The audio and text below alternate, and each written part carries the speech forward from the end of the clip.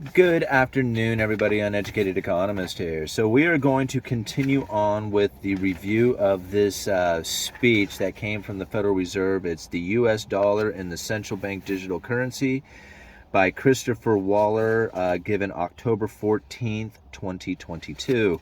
And yesterday we had left off where they were talking about the threats to the dollar dominancy as the world reserve currency.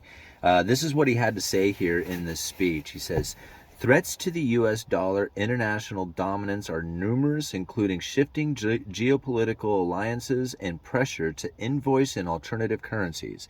So this is something that a lot of people have been talking about, like the BRICS nations, and about how places like China and Russia and India are starting to do their transactions, their international trades within their own sovereign currencies and not necessarily using the dollar. And that's what he is referring to right there. He says these geopolitical and alliances and pressure to invoice in alternative currencies, as well as a deeper and more open foreign financial markets. My focus today is on just one supposed threat, namely the purported shifting payments landscape as a result of the growth of the digital assets, particularly central bank digital currencies. So what he is saying there is that is the rise of central bank digital currencies, is that going to knock the dollar off of the dominance as far as the world trade goes? Like, are they going to lose that world reserve currency status? And that's what the question is that the central bank digital currencies and the rise of it give it that much more capability for the dollar to lose that status. Anyway, let's continue on. Recent years have seen a number of changes to the payment system, from instant interbank payments to mobile payment services to a shift towards non-bank payment providers. Some of this shift has been through the rise of digital assets and include cryptocurrencies and other crypto assets such as stablecoins, which have money-like characteristics. They also include central bank digital currencies. A central bank digital currency is a digital instrument that is a liability of the central bank. That is all it is, a direct liability of the central bank. What major security gap exists that a central bank digital currency and only a central bank digital currency can close? What would be the effect of the central bank digital currency and other digital money-like instruments on the role of the dollar? There are many ways to approach this question, but I want to do so by using a simple example. What is it about central bank digital currency that would make a non-U.S. company engage in international financial transactions more or less likely to use the dollar? For this example, of course, focuses on the reasons for why contracts are generally invoiced in U.S. dollars, which is just one feature of the dollar's international role. To me, however, it simplifies the overall question regarding the effect of the central bank digital currency on the dollar's dominance. We can break down this question into three others. First, would a foreign central bank digital currency affect this non-U.S. company's decision? Second, would a U.S. central bank digital currency affect them? And third, while stablecoins are not central bank digital currencies, how would a privately issued stablecoin have a different effect? Foreign central bank digital currencies. First, I will consider the emergence of one or more foreign central bank digital currencies in a world with a non-U.S. central bank digital currency, with no U.S. central bank digital currency. What would be the effect of the non-U.S. company? Let's assume the company acts pragmatically. It would only move away from using the US dollar if it is better off by doing so. The decision around the question usually tends to focus on the potential technology advantages of a central bank digital currency and does not grapple with the underlying reasons for the dominance of the dollar. That is, advocates for a central bank digital currency tend to promote the potential for a central bank digital currency to reduce payment frictions by lowering transaction cost, enabling faster settlement speeds and providing a better user experience.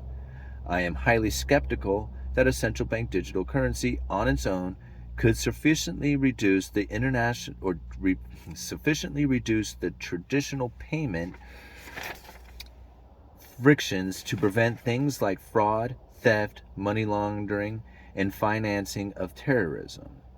Those central bank digital currency systems may be able to automate a number of processes that, in part, addresses these challenges. They are not unique in doing so. Meaningful efforts are underway at the international level to improve cross-border payments in many ways, with the vast majority of these improvements coming not from central bank digital currencies, but improvements to existing payment systems. So what he's saying is that with the central bank digital currencies, typically most people who are promoting this stuff saying that the cryptocurrencies or digital currencies are the way to go because you're going to have faster, cheaper, easier transactions. What he is saying is that the technology right now and the way that they are advancing it is that it's probably not going to benefit anybody, that they're not going to be any smoother or easier because the new systems that are being set up are already, dealing with these problems. And so the central bank digital currency isn't going to be much of a benefit as far as the efficiency side of things go. He continues on. For argument's sake, though, let's suppose that this foreign central bank digital currency is more attractive for payments to the non-U.S. companies. Perhaps for technical, gee whiz, you guys know I can't speak sometimes. Technological reasons. How about that? Or because the preference of the firm's consumers or trading partners change in response to the introduction of the central bank digital currency. Due to the well-known network effect in payments, the more users the foreign central bank digital currency acquires, the greater will be the pressure on the non-U.S. company to also use the foreign central bank digital currency. In this case, it is true that the appeal of the foreign central bank digital currency as a transaction medium, not as a unit of account or store of value, might gain at the expense of the dollar. These effects will likely only be on the margin because they rely on a large enough number of individuals and businesses being nearly indifferent between the dollar and the foreign currency in the central bank digital currency form. So what he is saying there is that the argument of the what do they call that, the network effect, right? When everybody starts, God, I can't believe I stalled out on that. The network effect, when everybody starts using it, everybody wants to use it. It's kind of like being on Facebook. Like everybody wants to be on Facebook because everybody's on Facebook, right? Not everybody wants to be on Facebook, but that was kind of like the idea, is like that's where everybody's at, so that's the app you need to download to be part of the game. So this network effect, like as people start to use it, more people begin to use it, and then they start rejecting like the other forms of currency out there. That's what he is saying. Like it could happen, but he was even saying on that,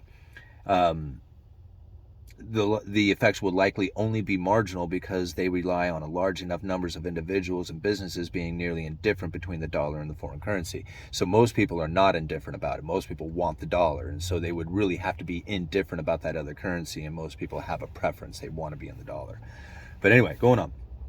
But the broader factors underpinning the dollar's international role would not change. Changing those factors will require large political shifts separate from the central bank digital currency issuance, including greater availability of attractive, safe assets, including financial markets in other jurisdictions that are at least on par with, if not better than, those that exist in the United States. And I think that right there is the one thing that everybody should hear right now, because I think this is probably long enough for this video. It's already getting boring enough. But let's read that sentence again, because it's very, very, very important to understand this part, because this is the reason why most currencies are never going to make it as a world reserve currency, because they need this situation right here. It says, but the broader factors underpinning the dollar's international role would not change. Changing those factors will require large political shifts separate from the central bank digital currency issuance, including greater availability of attractive, safe assets and liquid financial markets in other jurisdictions that are at least on par with, if not better than, those that exist in the United States. The factors supporting the primacy of the dollar are not geez, here we go again, are not technological, there we go, but include the ample supply of liquid market for U.S. Treasury securities and other debt, and a long-standing stability of the U.S. economy and political system. No other country is fully comparable with the United States on those fronts. A central bank digital currency would not change that. That is what needs to change, right? The safe and liquid assets of the United States treasuries, right? Those treasuries are then the one thing that everybody wants to hold, because if you're not going to hold dollars, you need something that is almost as good as dollars and is almost as liquid as dollars. And that's the U.S. treasuries. There's nothing else quite like it.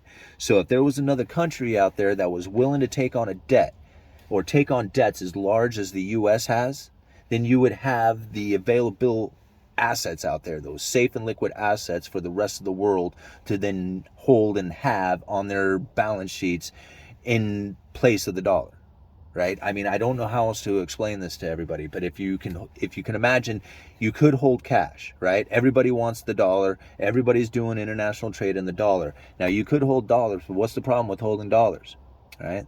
They lose value over time, right? They lose their purchasing power. So instead of holding dollars, what would you rather hold? U.S. treasuries. Why? Because they're almost as good as dollars and they gain a little bit of interest to it. That is the reason why the dollar has the world reserve dominancy, right? It's because we have that safe and liquid asset and a debt market that's large enough to supply the world with it. No other country can do that. And it says so right here in this speech. That's what I've been trying to explain for everybody for like over 2 years now. So here we are. That's part 2 of this one. Uneducated Economist, you guys let me know.